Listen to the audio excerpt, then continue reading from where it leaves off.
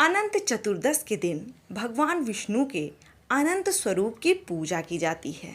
इस व्रत के प्रभाव से जातक को अनंत फलों की प्राप्ति होती है। और आज हम आपके लिए लाए हैं अनंत चतुर्दशी की पावन व्रत कथा को।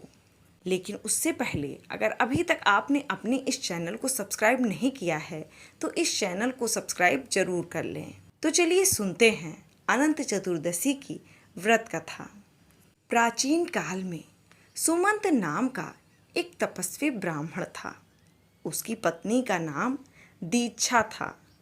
उनकी एक परम सुंदरी धर्मपरायण कन्या थी जिसका नाम था सुशीला। जब सुशीला बड़ी हुई तो उसकी माता की मृत्यु हो गई। पत्नी की मृत्यु के पश्चात सुमंत ने कर्कशा नाम की एक स्त्री से दूसरा विवाह किया। अब सुशीला का विवाह ब्राह्मण सुमंत ने कौंडिन्य ऋषि के साथ कर दिया। अब विदाई में कुछ देने की बात पर कर्कशा ने दामाद को कुछ ईंटें और पत्थरों के टुकड़े बांधकर दे दिए। ऐसा देख कौंडिन्य ऋषि बहुत दुखी हुए और अपनी पत्नी को लेकर अपने आश्रम की ओर चल दिए।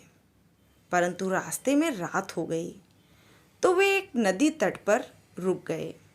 तब सुशीला ने देखा कि वहाँ बहुत सी स्त्रियां सुंदर वस्त्र धारण कर किसी देवता की पूजा कर रही थी।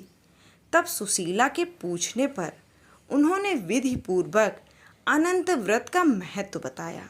तब सुशीला ने भी वहीं उस व्रत का अनुष्ठान किया और 14 गांठों वाला डोरा हाथ में बांधकर ऋषि कौंडिन्य के पास गई। तब कौंडिन्य ऋषि के पूछने पर उन्होंने सारी बातें बताई। तब उन्होंने उस डोर को तोड़कर अग्नि में डाल दिया, जिससे भगवान अनंत जी का अपमान हुआ। फलस्वरूप ऋषि कौंडिन्य दुखी रहने लगे। उनकी धन संपत्ति नष्ट हो गई और वो अत्यंत दरिद्र हो गए। अब उन्होंने इस दरिद्रता का कारण अपनी पत्नी से पूछा। तब सुशीला ने अनंत भगवान का डोरा जलाने की बात कही। तब पश्चाताप करते हुए कौंडिन्य ऋषि अनंत डोरे को प्राप्त करने के लिए वन में चले गए। वे वन में कई दिनों तक इधर उधर भटकते रहे और एक दिन निराश होकर वो भूमि पर गिर पड़े।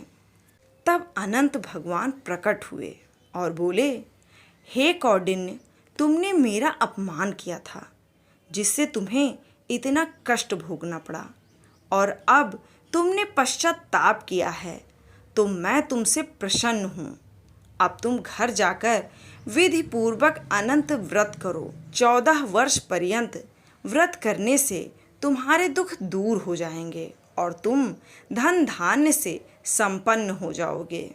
तब कौंडिन्य ऋषि ने वैसा ही किया और उन्हें सारे क्लेशों से मुक्ति मिल गई और वे अपनी पत्नी के साथ सुखपूर्वक रहने लगे। कृष्ण की आज्ञा से युधिष्ठिर ने भी अनंत भगवान का व्रत किया, जिसके प्रभाव से पांडव महाभारत के युद्ध में विजयी हुए और चिरकाल तक राज्य करते रहे।